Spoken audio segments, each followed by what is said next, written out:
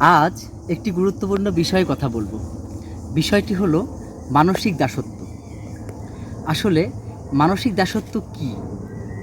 এই মানসিক দাসত্ব কী সেটা আমরা না বুঝেই দিনের পর দিন এই দাসত্বের দাস হয়ে বেঁচে থাকি।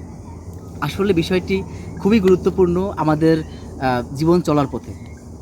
মানসিক দাসত্ব হলো আপনি কোনো একটি সিদ্ধান্ত নিতে যাচ্ছেন, অথবা আপনি একটি ভালো কাজ করতে যাচ্ছেন। সেই ভালো কাজটি বা ভালো সিদ্ধান্তটি নেওয়ার সময় আপনার নিজের মনের কাছে বারবার প্রশ্ন আসা বা কোনো প্রশ্ন তৈরি হওয়া, আমার এই সিদ্ধান্তে বা আমার এই কাজটা নিয়ে কে কী ভাববে। আসলে আমাদের এই যে নিজের একটা ভালো সিদ্ধান্ত বা ভালো একটা কাজকে করার সময় আমাদের মনের মধ্যে যে একটি প্রশ্ন জেগে ওঠা, এটি হলো মানসিক দাসত্ব। এই মানসিক দাসত্ব থেকে আমরা যতক্ষণ না পর্যন্ত মুক্ত হতে পারবো, ততক্ষণ পর্যন্ত আমরা কোনো মুক্ত চিন্তা অথবা আমাদের ভেতর থেকে কোনো ভালো কাজ আসবে না। কারণ কখনোই আপনি সবার কাছে ভালো হতে পারবেন না, সব কাজ কখনো সবার পছন্দ মতো করতে পারবেন না।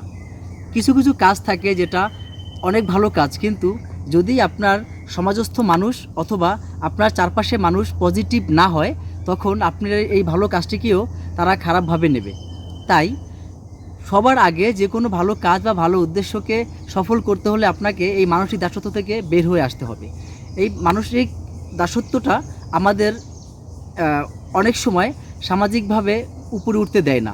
কারণ আপনি যখন সব কাজে অন্য কারো কাছ থেকে ভালো কিছু আশা করবেন অথবা সব কাজে অন্যের সাপোর্ট আশা করবেন, তখনই আপনি নিজে কোনো ইউনিক চিন্তা করতে পারবেন না। কারণ আপনি যতবারই কোনো চিন্তা করতে যাবেন, ততবারই আপনার কাছে মনে হবে আপনার কাজটা ভুল। এই কাজটায় কেউ না কেউ ভুল ধরবে। আসলে মানুষের ভুল ধরার একটা অভ্যাস। তো সেই ভুল ধরার অভ্যাসটাকে আপনি যদি অ্যাভয়েড করতে না পারেন, আপনার মধ্যে যদি সবসময় এই ধরনের কোনো প্রশ্ন কাজ করে যে এই কাজটি করলে সবাই ভালোভাবে নিবে না, তখন আপনাকে এই ধরনের ভালো কাজ থেকে দূরে থাকতে হবে। আর আপনি যদি এই ধরনের চিন্তাই অল টাইম মাথায় নিয়ে থাকেন, সেক্ষেত্রে আপনার দ্বারা কখনোই সমাজের জন্য বা দেশের জন্য কিছু করা হয়ে উঠবে না। মানসিক দাসত্বটাকে দূরে রাখতে হলে আপনাকে যেটা করতে হবে তা হলো, আপনি যে সিদ্ধান্তটি নিচ্ছেন অথবা আপনি যে ভালো কাজটি করতে যাচ্ছেন, সেই কাজটি সকলের জন্য মঙ্গলকর কিনা সেটা আগে নিশ্চিত করুন। যদি নিজে এই সিদ্ধান্ত সম্পর্কে আপনার কোনো পূর্ব অভিজ্ঞতা না থাকে, সেক্ষেত্রে যারা জ্ঞানী আছে অথবা যারা এইসব কাজ করে থাকেন, তাদের সাথে যোগাযোগ করে আলাপ আলোচনা করে তারপর সিদ্ধান্ত নিন যে আপনার কাজটি সঠিক। যদি তারপরেও আপনার কাছে এমন কোনো প্রশ্ন আসে, তখন আপনি সেই প্রশ্নকে ডিফেন্স করার জন্য যেই ব্যক্তি আপনাকে প্রশ্ন করবে যে তোমার এই কাজটি খারাপ বা এই কাজটি করা ঠিক হবে না বা কাজটি করলে আরও সমাজের কেউ খারাপ ভাবতে পারে, তখন আপনি তাকে আপনি এই কাজটির ভালো দিকগুলোকে বোঝান এবং এটি যে আপনার একার সিদ্ধান্ত নয়, সেটা আপনি তাকে একটা প্রুফ দেখান যে হ্যাঁ, এটা আমি শুধু একাই সিদ্ধান্ত নিইনি। যদি কোনো বই থেকে শিখে থাকেন, তাহলে আপনি বইয়ের রেফারেন্স নিতে পারেন। যদি কোনো ভালো ব্যক্তির সাথে কথা বলে থাকেন, আপনি তার সাথে সেই ভালো ব্যক্তি সম্পর্কে বলতে পারেন যে এটা আমি অমুক ভাইয়ের সাথে কথা বলে নিয়েছি, অথবা এটা নিয়ে আমি অন্য ব্যক্তির সাথে কথা বলেছি।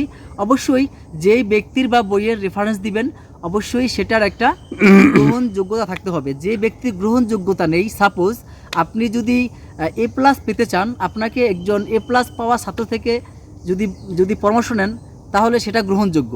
কিন্তু আপনি কখনোই যদি এ প্লাস পাওয়ার জন্য একটা বি গ্রেড পাওয়ার সাথে সাথে কথা বলেন, যদি সেটা কোথাও রেফারেন্স দেন যে ও আমাকে বলেছে এইভাবে এ প্লাস পাওয়া যায়, তাহলে কিন্তু সেটা গ্রহণযোগ্য নয়।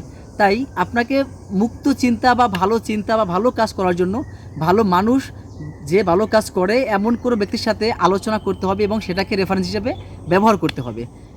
এই মুক্ত চিন্তা বা এই ভালো কাজের যে যে একটা উদ্দেশ্য প্রণোদিত নিজের মানসিক অবস্থান, সেটাকে শক্ত করতে হবে সবার আগে, যে আপনি যে কোনো পরিস্থিতিতে কাজটি করবেন এবং কাজটি আপনি কন্টিনিউ করে যাবেন।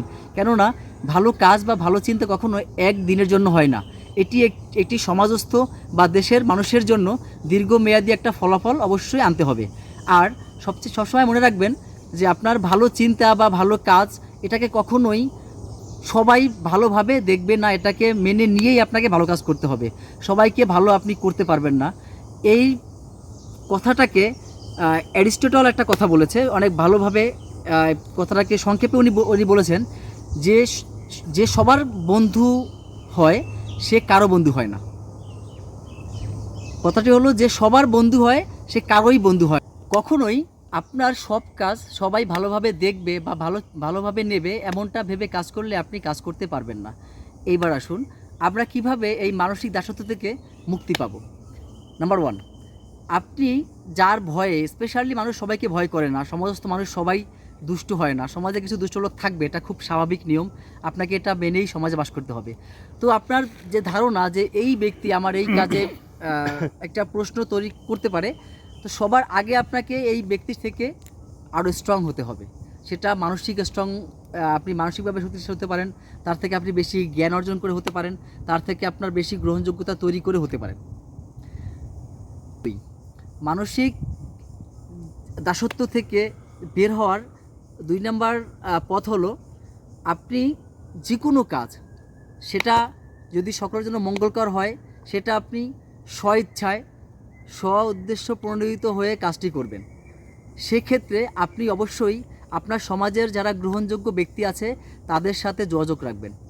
নাম্বার 3, আপনি যদি সৎ কোনো কাজ করার উদ্দেশ্য নিয়ে মাঠে নামেন, তাহলে অবশ্যই আপনাকে এইটা মাথায় নিয়েই রাখতে হবে যে এটা সমালোচনা আসবেই। সমালোচনার ঊর্ধ্বে আমরা কেউ না। আপনি যত ভালো কাজই করেন না কেন, সেটার মধ্যেও কী হবে, মানুষ সমালোচনা করবে। নাম্বার 4, আপনাকে মনে রাখতে হবে কিছু মানুষের কাছে রসগোল্লায়ও ছিদ্র পাওয়া যায়। অর্থাৎ কিছু মানুষ আছে যে রসগোল্লা খাওয়ার সময় তারা এটার মধ্যে যে ছিদ্র থাকে সেই ছিদ্রটাকে তারা গণনা করে, এটাকে বলা হয় ছিদ্রান্বেষী জাতি। এরকম মানুষ আমাদের সমাজ অবশ্যই আছে। যেমন 100 কিলোমিটার দূরের একটা পাকা রাস্তা সম্পর্কে কারো কোনো মন্তব্য থাকবে না, যদি এই 100 কিলোমিটারের মধ্যে যদি কোনো একটা জায়গাতে একটু পিচ উঠে যায়, তখন পুরো রাস্তাকে সবাই গালাগাল দিয়ে থাকে। সুতরাং আমরা তো সেই জাতিকে সেই চিন্তাকে মাথায় রেখেই আপনাকে সকল সিদ্ধান্ত নিতে হবে। নাম্বার 5, আপনাকে অবশ্যই খারাপ মানুষ থেকে নিজেকে দূরে রাখতে হবে, কারণ খারাপ মানুষ আপনার ভালো উদ্দেশ্যগুলোকে নষ্ট করে ফেলবে। এটাকে বলা হয় স্বপ্ন চুরি করা। অর্থাৎ সে তো স্বপ্ন দেখবেই না, আপনার স্বপ্নকে সে চুরি করে নিয়ে যাবে বিভিন্ন কথা দিয়ে, বিভিন্ন মানুষ দিয়ে, বিভিন্ন সমালোচনা করে।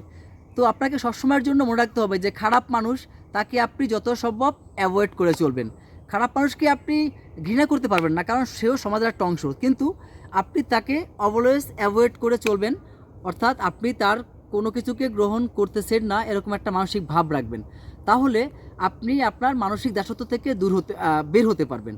আর এই মানসিক দাসত্ব থেকে বের হতে না পারলে আমরা বা আপনারা সমাজের জন্য বা দেশের জন্য কোনো কিছুই করতে পারবো না।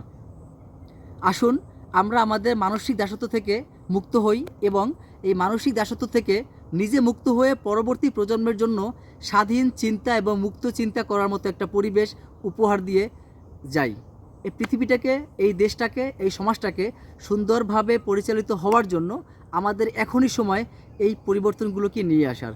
কারণ আমাদের আগে যে জেনারেশন চলে গেছে, সে যদি আমার জন্য এই কাজগুলো করে যেত, তাহলে আজকে আমার এই ভিডিও বানাতে হতো না। আবার আমি যদি আমার পরবর্তী প্রজন্মের জন্য এরকম কাজ করে না যাই, তাহলে পরবর্তী প্রজন্ম আমাদের মতো এরকম ভিডিও বানাবে এবং তারা আমাদেরকে হয়তো গালাগাল দিতে পারে, যেটা আমরা এখন পর্যন্ত করছি না। ধন্যবাদ সবাইকে।